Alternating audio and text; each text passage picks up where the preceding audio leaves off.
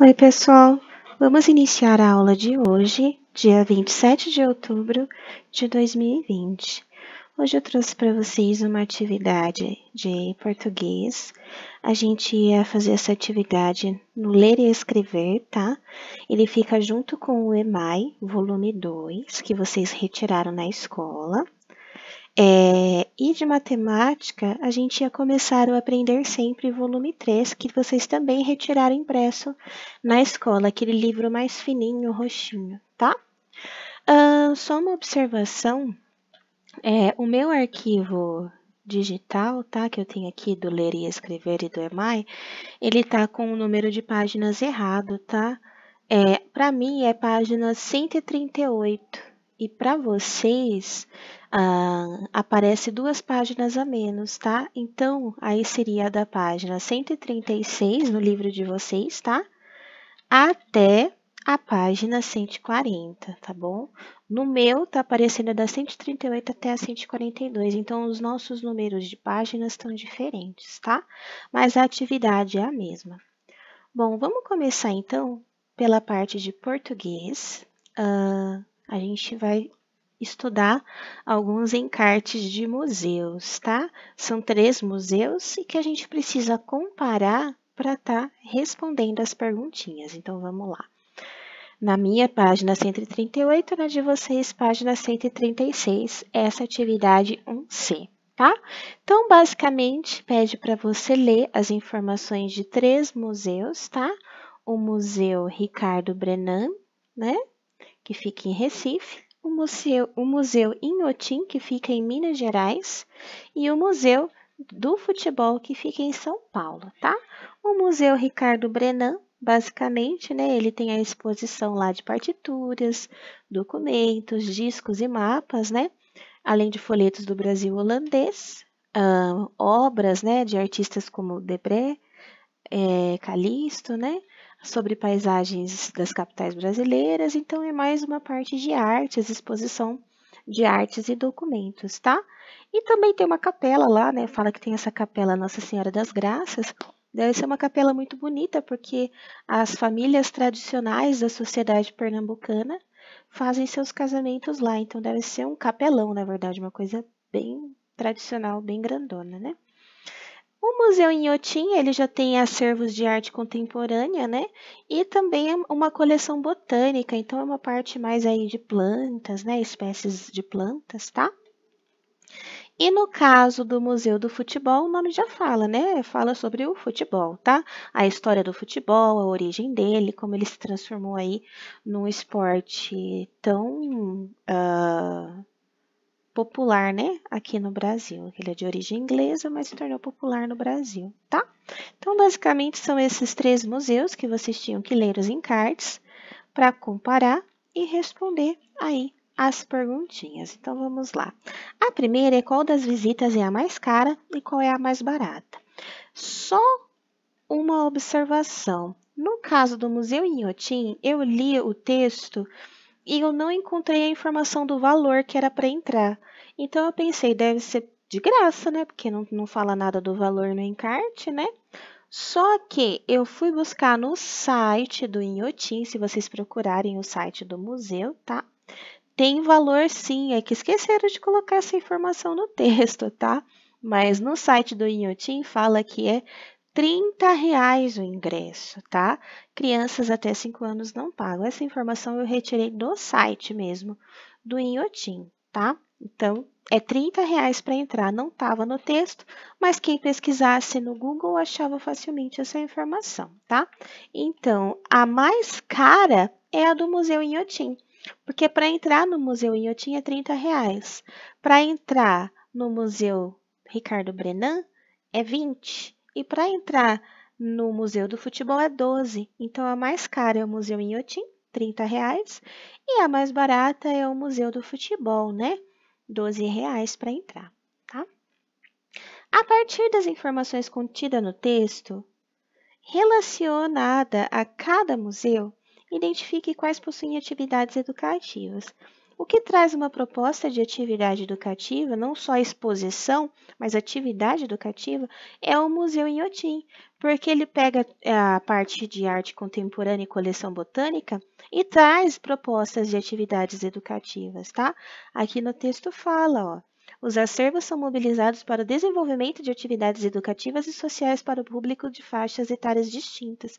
Então, o único dos museus que traz essa proposta de atividades educativas é o Museu Inhotim, tá? O que podemos aprender visitando cada um deles? Bom, o Museu Ricardo Brenan, a gente aprende sobre artes, partituras, documentos, mapas do Brasil holandês e até mesmo sobre casamento, né, das famílias tradicionais, porque provavelmente, como é tradicional, é uma tradição casar naquela capela, deve ter imagens, quadros, sei lá, sobre esses casamentos, né? Do Museu Inhotim, a gente aprende sobre arte contemporânea e botânica. Botânica é parte das plantas, tá? Estudo das plantas. E do Museu do Futebol, a gente aprende sobre a origem e a história do futebol, tá? Em que horário funciona o Museu do Futebol? Das 9 às 18, porém, ele só funciona até às 18 de domingo, né? Aqui fala. Aqui, ó. Funciona de terça a sexta, das 9 às 16. Quem está lá dentro até às 16 horas pode ficar até às 17, mas depois das 16 ninguém entra. Isso que quer dizer permanência até às 17. E aos sábados e domingos, as pessoas elas podem ficar lá das 10 até às 5, e quem já estiver lá dentro, né, pode ficar até às 18 horas. Mas basicamente, resumindo aqui, ó, de terça a domingo, das 9 às 18, bilheteria até às 17, tá? Quais dias da semana o Museu Ricardo Brenan está aberto para visitação? Ele está aberto de terça a domingo, então de segunda-feira não abre. Qual desses museus tem informações sobre o atendimento às escolas? O Museu Inhotim é o único que fala sobre aí atendimento a visitas escolares. Ó. Visitas escolares devem ser agendadas com antecedência, especialmente na quarta-feira, tá? Então, o Museu Inhotim é o único que fala sobre visita escolar. Qual desses museus você gostaria de conhecer? Aí a resposta é pessoal. Qual deles você gostou mais? Eu tenho certeza que a maioria querendo ir no Museu do Futebol, né? Mas se eu fosse escolher, eu gostaria de conhecer o Inhotim. Por quê? Apesar de ser o mais caro, né, para entrar, eu gosto muito da parte de botânica, acho interessante, uma delícia, né? Ver e conhecer as plantas, então eu escolheria o Museu Inhotim. Qual deles você recomendaria ao seu colega de classe? Justifique a resposta. Aí também a resposta pessoal. Eu recomendaria para vocês o Museu Inhotim também, para vocês aprenderem um pouco sobre a parte de botânica, sobre as plantas e também porque tem atividades educativas, né? O único que traz propostas aí para a gente interagir lá e aprender um pouco mais, tá? Então, a atividade de português ia até aí, né? Agora a gente vai para a parte de matemática, no nosso Aprender Sempre, páginas 8 e 9.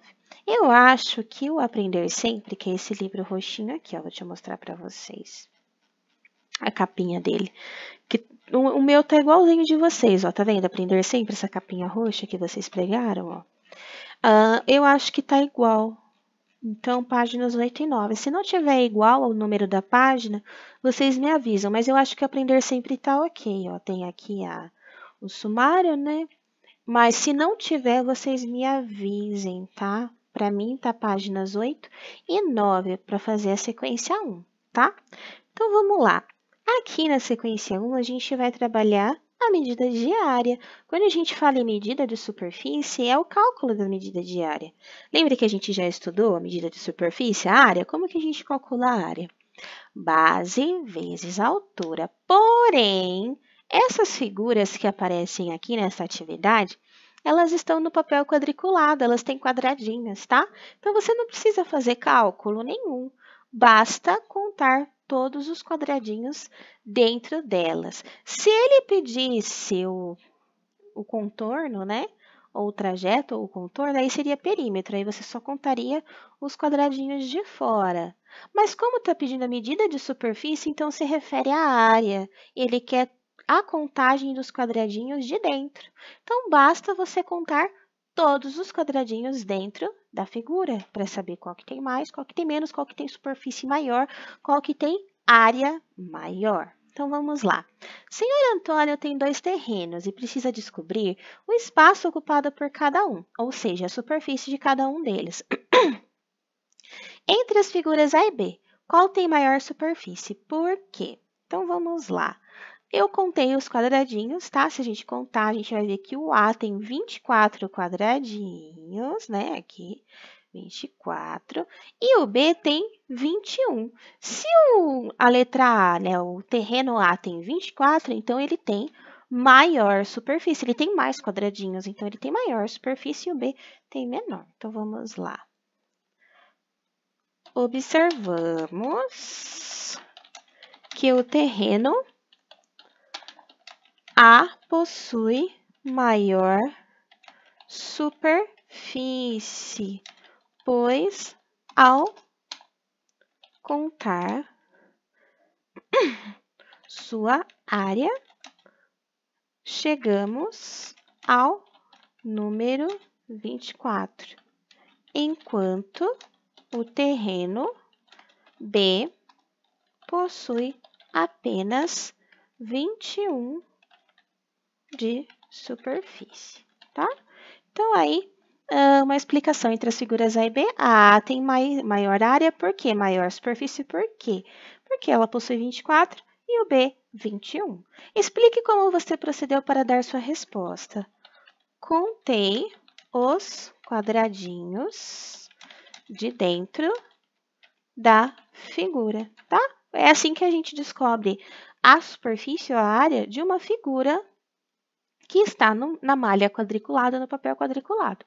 Não precisa ficar somando nem nada, é só você contar os quadradinhos de dentro, tá? C. A superfície da figura C é maior ou menor do que a superfície da figura B. Então, a figura B, a gente viu que tem 21. A figura C tem 22. Se a gente contar todos os quadradinhos de dentro, ó, 1, 2, 3, 4, 5, 6, 7, 8, 9, 10, 11, 12, 13, 14, 15, 16, 17, 18, 19, 20, 21, 22. Então, tem 22 quadradinhos na figura C, então ela é maior, tá? A superfície da figura C é maior que a superfície da figura B, tá? Então, a C possui 22 e a B possui 21. E aqui na D, ele pede para a gente desenhar uma figura que tenha maior superfície do que a figura C. Eu basicamente copiei aqui a figura da A, né? Que tem 24 quadradinhos e tem mais, mas vocês podiam fazer figuras diferentes, tá? Desde que tivesse mais que 22 quadradinhos, tá? E como a gente está falando de superfície, tá? Vocês podiam até pintar, né, a figura de vocês. Não precisava fazer exatamente essa que eu fiz, tá? Eu copiei a figura A, aqui que tem 24 quadradinhos, né? Vocês poderiam fazer aí qualquer figura que tivesse mais de 22 quadradinhos, tá? Então, ficava assim, né?